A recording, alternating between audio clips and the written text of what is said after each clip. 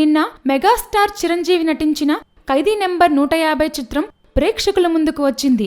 ఆ సినిమాకు ఫ్యాన్స్ నుండే కాకుండా ప్రేక్షకుల నుండి, విమర్శకుల నుండి కూడా ప్రశంసలు దక్కుతున్నాయి. ఖైదీ సినిమాకు మంచి టాక్ రావడంతో పాటు భారీ కలెక్షన్స్ వస్తున్నాయి. ఇక బాలకృష్ణ 100వ సినిమా గౌతమిపుత్ర శాతకర్ణి చిత్రం విడుదలైంది.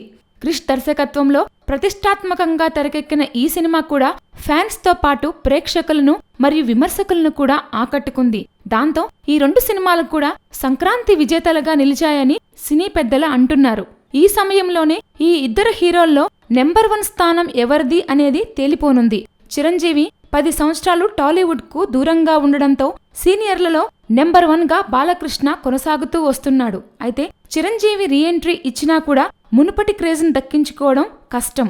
ఆ స్థాయిలో ప్రేక్షకులను ఆకట్టుకోవడం కష్టం అని అంతా అనుకున్నారు. ఎలాగూ ఈ 2 సినిమాలు సక్సెస్ టాక్ ని తెచ్చుకున్నాయి.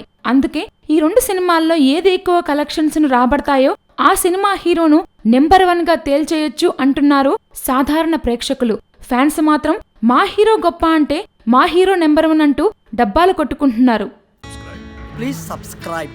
Hi, it's me Purna. Please subscribe.